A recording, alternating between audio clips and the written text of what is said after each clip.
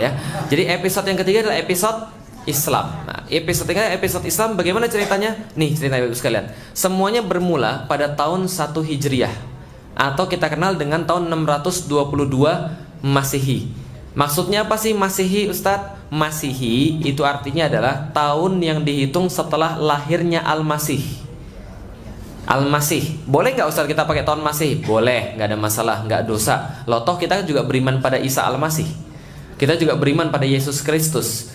Sama nggak Ustadz Yesus Kristus dengan Isa Al-Masih? Sama. Bedanya cuma lafaz saja. Kalau Isa itu bahasa Arab, bahasa Ibraninya Isa, bahasa Yunaninya Jesus. Bahasa Arabnya Al-Masih, bahasa Ibraninya Mesias. Pemain bola paling hebat siapa? Nah itu Mesias artinya. Mesias.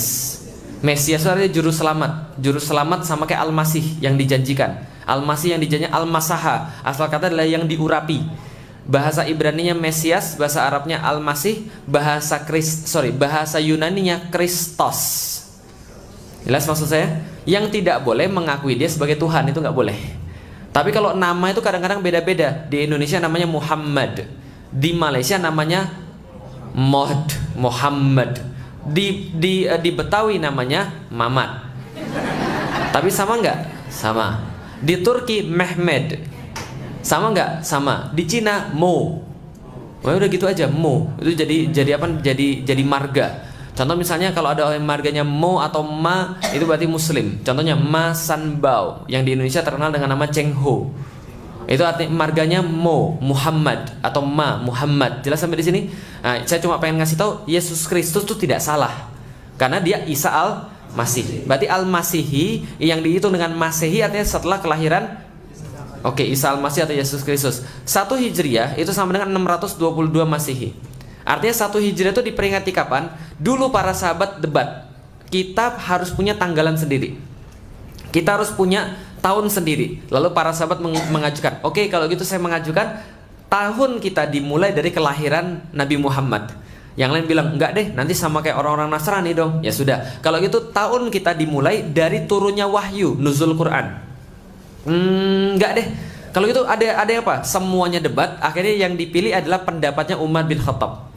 Umar bin Khattab mengajukan ada satu momen yang sangat penting di dalam hidup kita, sekaligus di dalam agama kita. Momen itu bukan kelahiran Nabi, bukan juga nuzul Quran, tapi momennya adalah hijrah. Jelas ya? Dari Mekah ke maka namanya tahun Hijriah. 1 Hijriah 622 Masehi terjadi satu momen yang sangat penting di dalam Islam. Sebentar. Yaitu adalah momennya hijrahnya Rasul dari Mekah ke Madinah. Kemudian di Madinah beliau menegakkan sesuatu yang oleh para ulama-ulama disebut dengan Daulah Islam Nabawiyah. Saya jelaskan sebentar. Sorry lagi agak batuk sedikit. Nah jadi ini adalah Daulah Islam Nabawiyah, disebut dengan Daulah artinya adalah negara Islam yang terletak di daerah Madinah. Daulah Islam Nabawiyah Madinah, atau disebut dengan ya Madinah saja, atau Daulatul Rasul, terserah. Yang penting namanya adalah Daulah Islam Nabawiyah. Rasul menegakkan Islam yang berfungsi sebagai sebuah negara yang melindungi segenap umat Islam. Nah itu benderanya Ibu sekalian. Yang di bawah itu bendera Rasul ya. Jelas ya, bukan bendera ISIS ya. Yang bilang bendera ISIS berarti Anda anak buahnya abu-abu yang kemarin itu ya. Jelas ya. Bendera Rasul kemudian berdiri di situ. Bendera Rasul ada dua. Karena Troyatu sallallahu alaihi wasallam saudah waliwauhu abyadha. Sesungguhnya panji Rasul berwarna hitam dan benderanya berwarna putih. Maka ketika Rasul menegakkan Islam di sana, lihat sebelah kiri Romawi, sebelah kanan Persia. Yang sebelah kanan usianya sudah 1173 tahun, yang sebelah kiri usianya sudah 650 tahun. Bayangkan, yang sini sudah tua banget, hampir sampai ke ajalnya, yang di sini lagi muda-muda banget, lagi hot-hotnya. Paham Ibu sekalian? Sedangkan yang di tengah ini baru 0 tahun. Literally, secara benar-benar ngomong, Rasul diapit oleh dua raksasa dunia. Bisa dipahami? Raksasa sebelah kirinya adalah Persia, raksasa sebelah kanannya adalah Romawi. Tapi hebatnya coba kita lihat, Rasul nggak pernah takut sama Romawi dan Persia. Setelah muncul Rasul baru direken oleh Romawi dan Persia. 1 Hijriah terjadi satu peristiwa yang sangat penting. Selain daripada hijrah Rasul dari Mekah ke Madinah, terjadi perang besar antara Romawi dan Persia. Jadi Romawi dan Persia memutuskan, saya nggak tahan lagi dengan kamu. Kamu selalu mengganggu saya. Saya juga emang tahan lihat kamu. Emang kamu bagus apa? Kita perang aja. Perang besar antara Romawi dan Persia. Saking besarnya perang ini jadi pembicaraan trending topik pada saat itu, ibu sekalian. Ketika jadi trending topik pada saat itu, langsung kemudian didengarkan oleh para sahabat. Maka sahabat tanya pada Rasulullah Sallallahu Alaihi Wasallam, ya Rasul, kira-kira yang menang Romawi atau Persia? Ini adalah sebuah dalil bahwa para sahabat sangat memperhatikan kondisi politik dunia pada saat itu. Jelas sampai di sini? Jadi kalau ada yang bilang pada anda, politik itu nggak usah dipedulikan, yang penting kita sholat, dunia itu terlaknat dan seisinya. Enggak, para sahabat memperhatikan dunia pada saat itu. Nanya pada Rasulullah Sallallahu Alaihi Wasallam, siapa yang menang, Persia atau Romawi? Kayaknya Persia dia Rasulullah. Kenapa? Lebih berpengalaman. Kayaknya Romawi dia Rasulullah. Lah kenapa? Dia lebih semangat. Yang mana Rasul yang menang? Rasul diem aja, Rasul nggak menjawab. Karena Rasul nggak punya pengetahuan tentang semua itu. Yang jawab adalah langsung Allah Subhanahu wa Ta'ala menjawab pertanyaan para sahabat, siapa yang menang dengan pertempuran Romawi dan Persia? Apa jawabannya? Ini jawabannya. Ghalibatir Rum fi atnal ard. Kata Allah Subhanahu wa Ta'ala, Ghalibatir Rum fi atnal ard. Akan dikalahkan orang-orang Romawi di tempat paling rendah di atas muka bumi. Fi atnal ard. Ada yang bilang bahwa dalam waktu dekat orang-orang Romawi akan kalah. Tapi ada yang menarik, ternyata Romawi itu dihabisi sama Persia di Laut Mati, tempat paling rendah di atas muka bumi. Begitu akuratnya Al-Quran. Jadi Gulibatir Rum fi atnal ard, akan dikalahkan oleh orang-orang Romawi oleh orang-orang Persia fi atnal ard. Tapi tidak selesai sampai di sana. Perhatikan, wahum mim ba'di ghalabihim sayaghlibun fi bid'i sinin. Akan tetapi mereka setelah dikalahkan sayaghlibun, akan hidup kembali atau akan menang kembali melawan Persia setelah fi bid'i sinin. Perhatikan, fi bid'i sinin. Bid'i ini dalam bahasa Arab adalah hitungan antara 1 sampai 9. Jadi kata Allah, Romawi akan dikalahkan. Setelah dikalahkan Romawi, akan menang kembali mereka melawan Persia. Kata Allah, dalam waktu 1 sampai 9 tahun lagi. Jelas sampai di sini? Nggak mungkin lebih daripada itu. Kira-kira kalau Allah yang bilang betul atau betul? Betul. 7 tahun berselang daripada ayat ini turun. Ayat ini turun tahun 622. 7 tahun berselang daripada tahun itu, langsung kemudian ada satu kejadian yang sangat luar biasa. Tanpa diduga, tanpa diprediksi oleh siapapun. Sebagaimana nggak ada orang yang prediksi Brazil kalah lawan Belgia, Bapak-Ibu sekalian. Nggak ada yang prediksi sama sekali. Atau nggak ada yang prediksi Jerman kalah lawan siapa tuh, Korea Selatan gitu kan ya. Gak diprediksi semua. Tiba-tiba muncul satu pahlawan hebat di tengah-tengah orang-orang Romawi. Dia menyatukan seluruh kekuatan orang-orang Romawi, muncul menjadi pemimpin yang sangat luar biasa hebat. Dan kehebatan dia diakui oleh musuh-musuhnya. Dia ambil balik seluruh wilayah-wilayah yang pernah ditaklukkan oleh orang-orang Persia. Dia memenangkan pertempuran itu tanpa kemudian orang menyangka. Orang-orang mengenalnya sebagai The Great Heracles. The Great Heracles. Namanya Heraklius yang hebat, Heraklius yang agung. Heraklius dilukiskan membawa salib suci yang direbutnya kembali daripada orang-orang Persia, karena orang Persia pernah mengambil salib yang dianggap oleh mereka tempat penyaliban Yesus. Dibawa kembali salib suci ini, kemudian diarak pergi ke kota Yerusalem dengan arak-arakan yang sangat luar biasa, perayaan kemenangan yang hebat sekali. Setelah dia sampai ke Yerusalem, dia kemudian menancapkan salib suci ini di depan gereja Makam Kudus yang sampai sekarang masih ada di situ salibnya. Kemudian dia berdoa di bawah salib itu, dan dikisahkan oleh sebuah sejarawan, ketika dia selesai berdoa, ada seorang kemudian tentaranya ngasih, mohon maaf Paduka Raja, ini ada surat yang kami nggak ngerti sama sekali dalam bahasa Arab. Ya, saudara sekalian, ternyata ngapain dia tahun 629? Dia dapat surat dalam bahasa Arab tertanda Muhammad Sallallahu Alaihi Wasallam. Paham ya? Jadi Rasul kita tuh dulu keren, sudah korespondensi dengan pemimpin-pemimpin dunia. Paham ya, sekalian? Bukan dikendalikan oleh pemimpin-pemimpin dunia. Jelas sampai di sini? Oke, baik, sekalian. Kalau gitu kita lihat, ternyata yang dikirimin surat bukan hanya Heraklius, tapi yang dikirimin surat juga adalah Raja Persia yang sudah kalah tadi. Namanya adalah Kisra. Kisra itu dikirimkan kemudian surat juga, dan suratnya kayak begini. Masya Allah, ini suratnya sampai sekarang masih ada.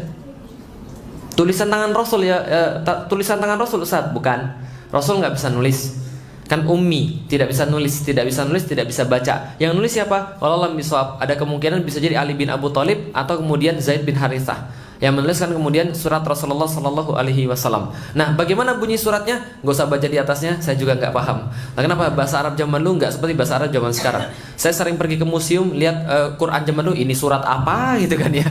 Jadi kita nggak paham. Jadi intinya kalau misalnya di bawahnya, nah yang ini yang warna hitam ini stempel Rasulullah.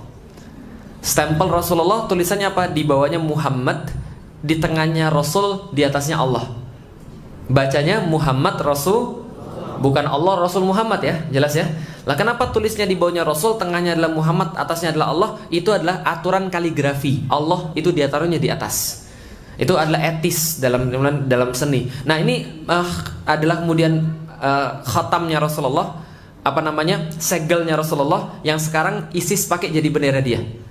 Jadi Anda boleh jadi nggak suka ISIS, Anda boleh jadi nggak suka, tapi jangan injek-injek benderanya, karena yang benderanya itu adalah khatamnya Rasulullah, jelas ya. Jadi kalau gitu saya jelaskan dulu apa isinya. Ini adalah kemudian nas risalatu Rasulillah. Inilah kemudian nas daripada kemudian surat yang dikirim oleh Rasulullah Sallallahu Alaihi Wasallam kepada Kisra Malikul Faris, Malikil Faris, yaitu adalah kemudian kepada Kisra pemimpinnya Persia. Bagaimana kemudian artinya? Nih, kita baca bareng-bareng. Bismillahirrahmanirrahim. Dengan nama Allah yang Maha Pengasih dan Maha Penyayang. Min Muhammadin Rasulillahi ila Kisra Azimul Faris. Sesungguhnya ini adalah surat yang dikirimkan oleh Muhammad, Nabi Allah, kepada Kisra pemimpin Persia. Salamun alaman ittiba'ul huda. Keselamatan bagi siapa saja yang mengikuti petunjuk. Jadi kalau Anda mau ngasih salam terus ada orang non muslim, boleh pakai begini. Salamun ala man ittiba'ul huda. Keselamatan hanya bagi orang-orang yang mengikuti petunjuk daripada Allah Subhanahu wa taala. Kan kita kan enggak boleh mendoakan selamat pada orang yang bukan muslim. Wa amana billahi wa rasulihi washhadu an la ilaha illallah. Maka engkau kami perintahkan untuk bersyahadat tidak ada Tuhan selain Allah, dan bahwa wahdah satu-satunya dia, la syarikalah, tidak ada yang seserikat dengan dia, wa anna Muhammadan abduhu wa rasuluhu wad'uka bidda'illah. Dan kami menyuruh engkau dengan dakwah daripada Allah Subhanahu wa taala. Fa inni ana Rasulullah sallallahu alaihi wasallam ilan nasi kafah. Dan saya adalah utusan yang diutus oleh Allah untuk seluruh manusia, liungzira man kana hayyan, untuk memperingatkan kepada siapapun yang masih hidup, wa yuhiqul qaul, dan membenarkan perkataan alal kafirin, terhadap orang-orang yang kafir. Yang paling penting yang di bawah ini. Ini yang paling penting. Fa aslim taslam. Anda nggak baca yang atasnya nggak ada masalah. Yang paling penting yang di bawah. Fa aslim taslam. Kata Rasul, berislamlah Anda selamat. Fa aslim taslam. Fa in abaita, kalau engkau menolak saya, kalau engkau menolak untuk berislam, fa inna ismal majusi alaik, maka engkau menanggung seluruh dosa orang-orang Persia. Pertanyaan saya, ini surat rayuan atau surat ancaman? Surat peringatan atau surat ancaman? Dua-duanya, peringatan sekaligus ancaman. Dan ini suratnya ketika dapat sama kemudian didapat oleh Kisra Persia, langsung dirobek. Lah kenapa? Kurang ajar, kata dia. Lah kenapa kurang ajar? Bapak Ibu sekalian, namanya bawahan. Kalau ngirim surat kepada atasan, biasanya disebut atasannya dulu atau bawahnya dulu? Kepada bapak yang terhormat, kepala bagian yang hebat sekali, tiada taranya, kegantengannya, terkenal seantero dunia, kan katanya. Dari saya, hambamu, bawahanmu yang sangat baik hati juga, kami mau minjem duit, kan gitu kan ya, misalnya. Surat-surat kan begitu kan ya. Pertama disebutkan lu kepada siapa, dan lengkap dengan pangkat-pangkatnya untuk menghormati dia. Dari siapa yang sangat lemah ini, fakir, nggak punya apa-apa, baru tujuannya. Saya mau minta libur, misalnya gitu kan ya. Nah ini kemudian ini etika surat. Tapi ini sangat sekali nggak etika menurut orang-orang Persia. Lah kenapa? Yang dikirim itu namanya Syahansyah. Julukannya Syahansyah, raja di atas raja, Pak. Bayangkan, jadi dia tuh sudah raja di atas raja pula. Lalu kemudian dia tuh menaklukkan banyak tempat. Walaupun baru kalah tapi pasukannya masih banyak, masih luas kemudian seluruh wilayahnya.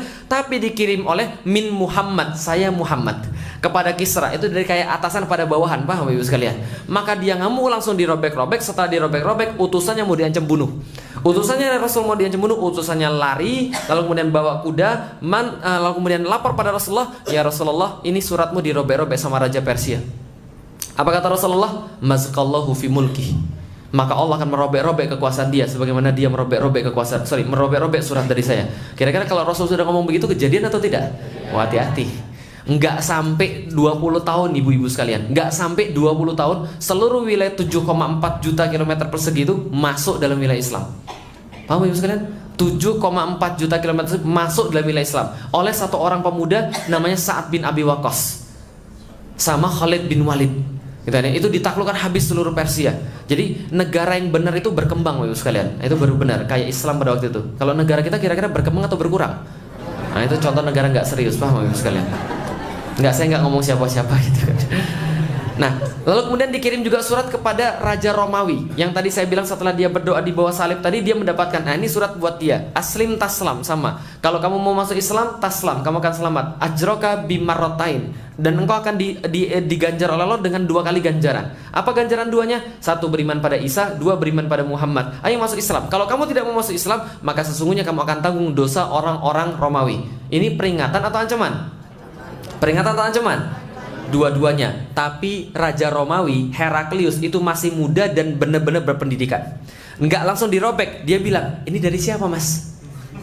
Dari Muhammad. Muhammad itu siapa? Orang yang ngaku nabi di daerah Timur Tengah. Langsung dek dia. Lalu dia bilang, coba cari tahu tentang Muhammad. Karena dek langsung. Kenapa? Dia mempelajari kitab banyak sekali. Dia mempelajari kitab banyak sekali. Dia sangat dekat dengan orang Yahudi. Dia mempelajari banyak sekali tentang nabi-nabi akhir zaman. Jadi kalau zaman sekarang orang sering dengar pengajiannya Ustadz Zulkifli Muhammad Ali tentang akhir zaman gitu kan ya. Antum takut gak keluar rumah? Takut itu kayaknya ini mau kiamat ya sebentar lagi. Nah zaman dulu pembahasannya bukan Ustadz Zulkifli, karena Ustadz Zulkifli belum ada. Nah dulu pembahasannya tentang Nabi akhir zaman. Jadi mereka sangat hafal tentang Nabi. Langsung dek dipanggilkan, cariin saya orang Arab, saya mau tahu tentang siapa Muhammad. Maka kemudian dicarilah seluruh dicarilah di seluruh Yerusalem yang waktu itu namanya Ilia Capitolina. Jadi kapital Ilia. Ilia itu dicari seluruhnya orang-orang di situ, dan Anda bisa menemukan nanti kisah ini di dalam Sahih Bukhari di bab paling awal tentang bagaimana kemudian dicarinya orang ini dapat orang Arab, pas pula dapat tetangganya Rasulullah, pas pula keluarganya Rasulullah, pas pula bangsawan Quraisy namanya Abu Sufyan. Kenal? Nah, kenal. Abu Sufyan datang kepada Heraklius, dihadap-hadapkan pada Heraklius, dan mereka berbincang-bincang antara Heraklius dengan Abu Sufyan. Dan waktu itu Abu Sufyan belum masuk Islam. Nah, perbincangan ini panjang sekali. Anda bisa baca di Sahih Bukhari, silakan. Jadi saya nggak ngarang, ya. Jadi bagaimana kemudian percakapan mereka? Ditanya, bagaimana Muhammad? Dia begini. Bagaimana nasabnya? Nasabnya begini. Bagaimana bentuk fisiknya? Bentuk fisiknya begini. Bagaimana dia berantem dengan Anda? Kadang dia menang, kadang kami menang. Bagaimana tentang pengikutnya? Begini. Bagaimana akhlaknya? Begini.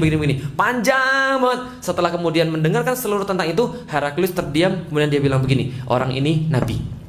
Jelas? Orang ini nabi. Dan kalau andaikan Anda bilang itu semuanya benar, maka sebentar lagi kekuasaan orang ini akan sampai di depan kaki saya.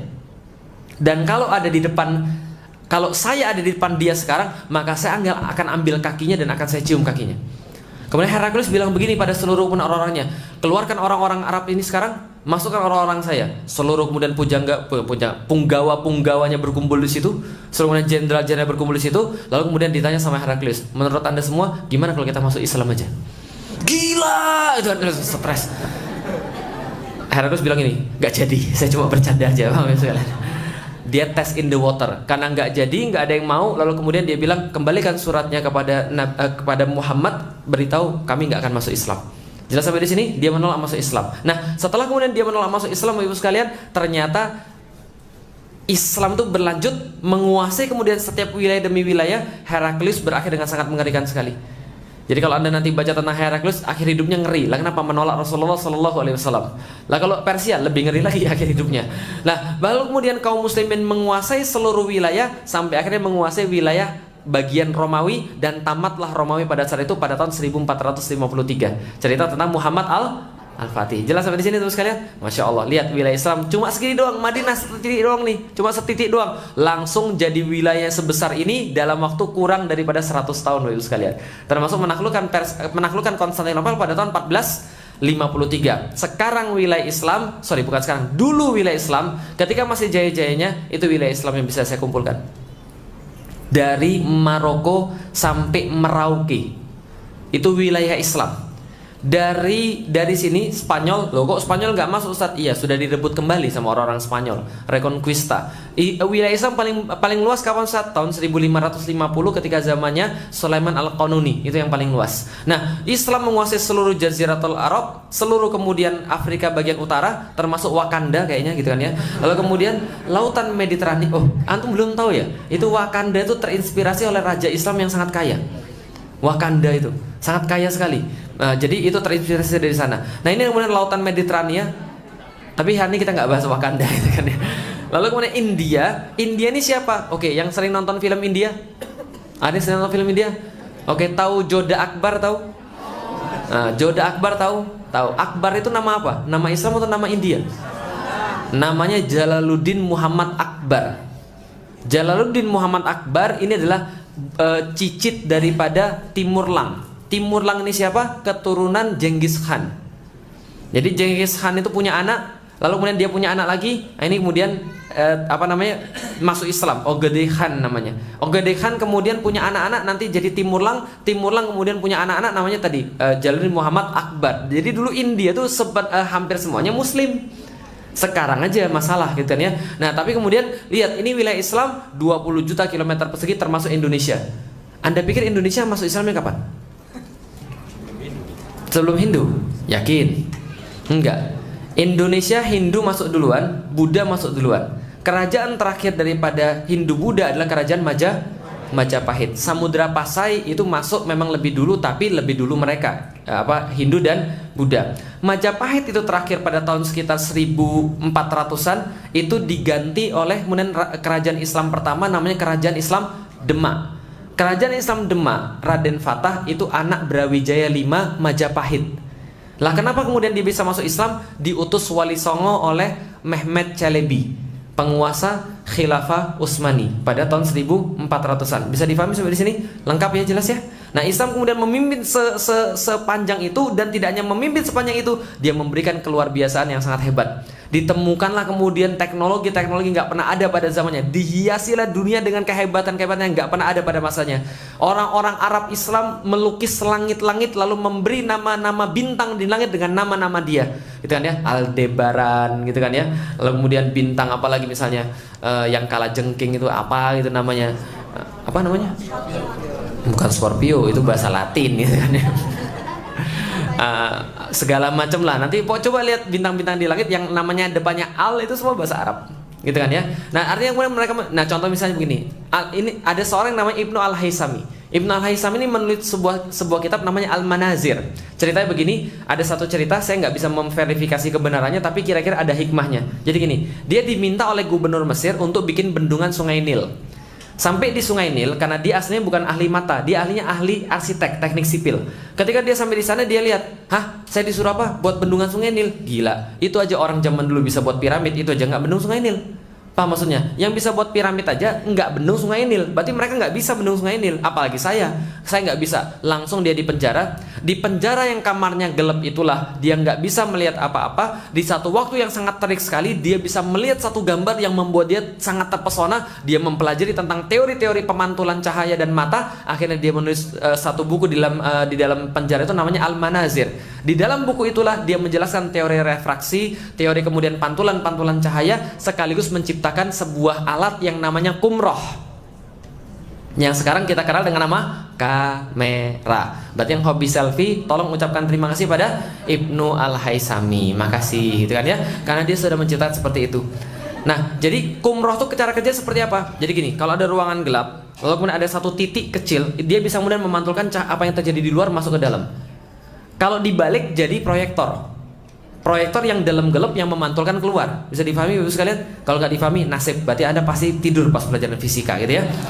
Dia menjelaskan tentang mata, dan dia menjelaskan tentang operasi katarak. Siapa namanya? Ibnu Al-Haisami. Dunia mengenal lagi daripada peradaban episode ketiga ini. Ada yang namanya Abu Qasim Al-Zahrawi, dikenal oleh orang-orang barat dengan nama Al-Bukasis. dia menulis tentang satu kitab namanya At-Tasrif, tentang dasar-dasar ilmu bedah. Dan dia adalah orang yang pertama kali membedah orang, dan dalam buku itu dia menulis 72 alat-alat bedah yang sampai sekarang masih dipakai. Dan kalau Anda mau pergi ke museum di Turki, ada museum tentang alat-alat kesehatan Abu Qasim Al-Zahrawi. Inilah kemudian orang yang berikutnya. Siapa lagi kita kenal? Kota-kota hebat, gitu kan ya, kota seperti misalnya di Mesir, kota-kota Istanbul. Ngomong-ngomong Bapak Ibu sekalian, ketika Eropa lagi nggak pernah mandi dan mereka banyak penyakit gara-gara nggak pernah mandi, Anda tahu pada abad-abad gelap tahun 1300-an, tahun 1400-an di Prancis itu sepertiga penduduk mati gara-gara wabah pes.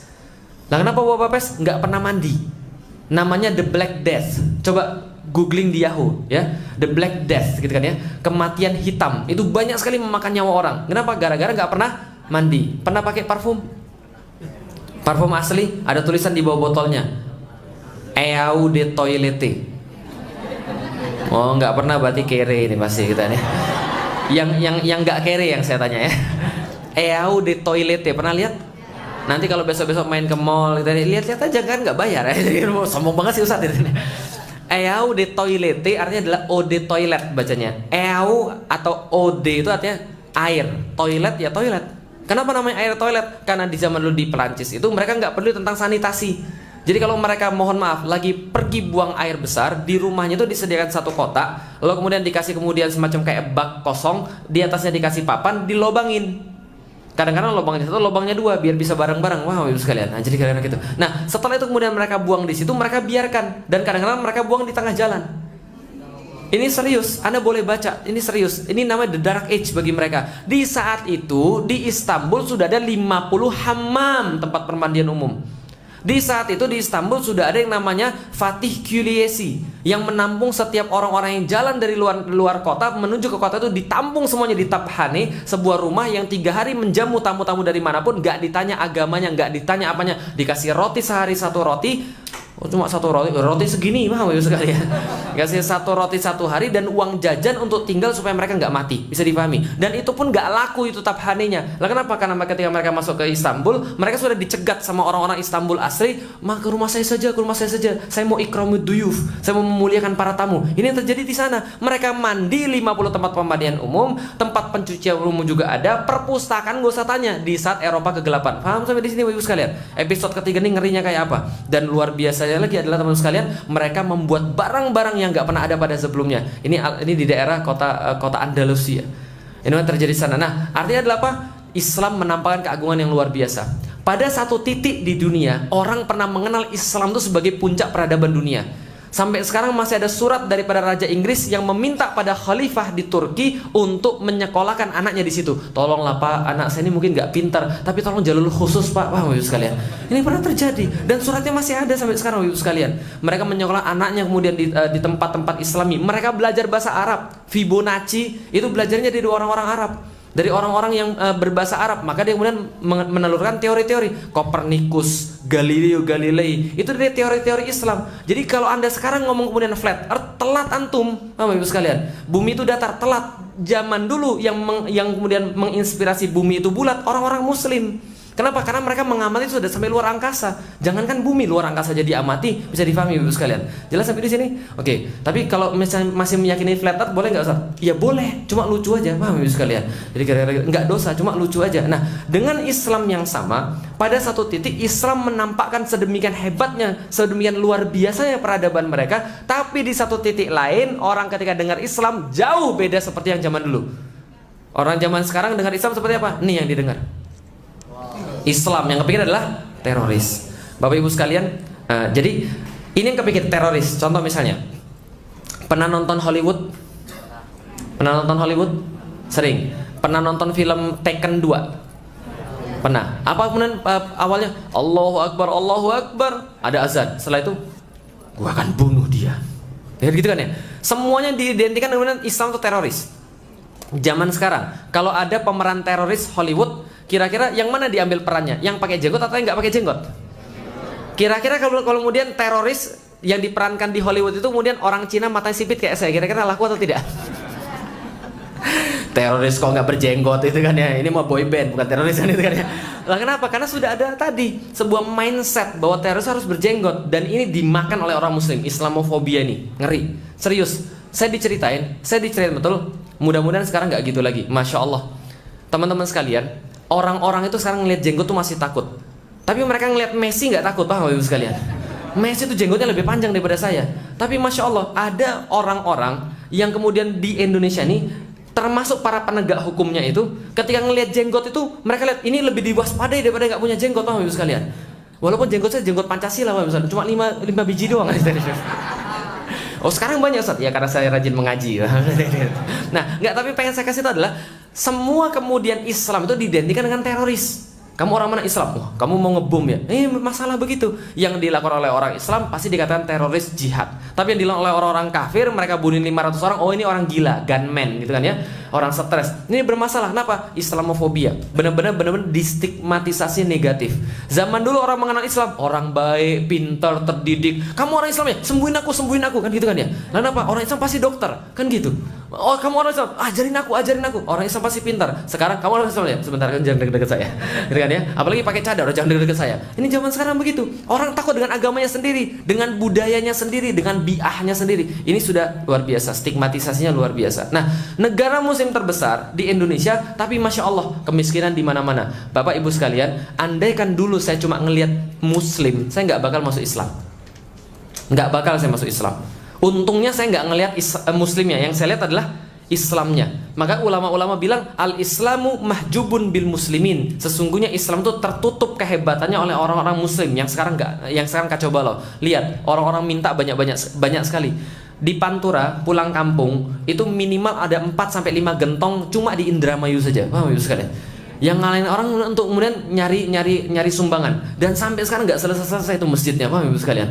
Orang ngelihat itu Islam tuh bawaannya sumbangan. Zaman dulu Ibu sekalian, di rumah saya pas saya masih belum muslim, ada seorang laki-laki masih kecil, umur kelas 3 kelas 4, pakai peci putih, lusuh, bawa map. Ngapain dia?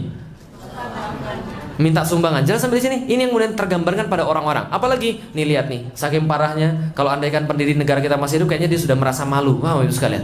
Nah, kenapa? Cuma di Indonesia yang aneh luar biasa. Dibentuk BNN, Badan Anti Narkotik, narkotikanya naik. Dibentuk KPK, korupsinya naik.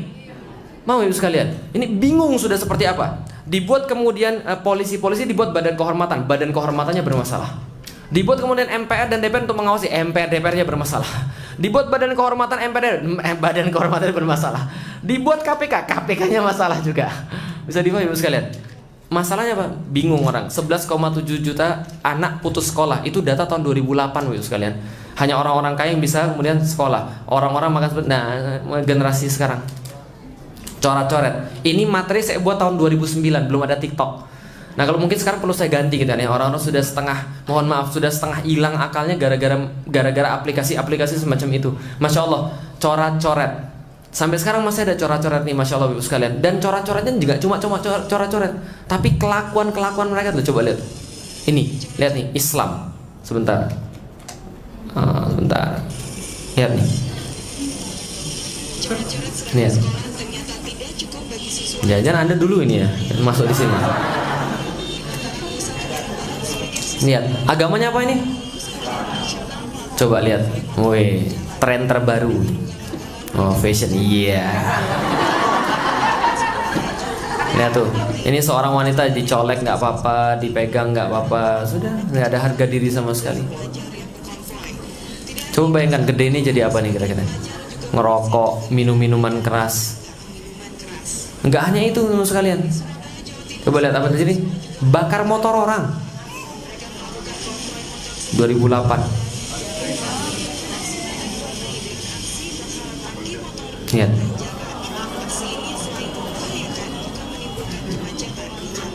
Agamanya apa nih sekalian? Islam. Paham ya? Jadi kalau Anda euforia bahwa sekarang banyak pengajian-pengajian rame semua, masih banyak banget orang-orang kayak begini. Banyak banget orang-orang kayak begini. Kemarin saya datang ke sini santai-santai sama teman-teman main duduk-duduk di belakang, ada anak-anak kecil. Ditanya, "Ini tahu nggak siapa?" "Nggak tahu." Lah, artinya apa? Ya, terkenalnya Ustadz Adi Hidayat Abdul Somad masih banyak yang nggak tahu. Masih banyak orang-orang yang nggak peduli sama itu. Antum tahu TikTok itu di download lebih daripada WhatsApp? Oh, belum tahu ya? TikTok sama WhatsApp itu lebih banyak di download TikTok. Sudah jelas kira-kira kondisi seperti apa yang ada di sini? Wajar kemudian kalau misalnya orang-orang ketika berbicara tentang Islam, mereka berbicara tentang sesuatu yang buruk. Pertanyaannya, kenapa itu bisa terjadi?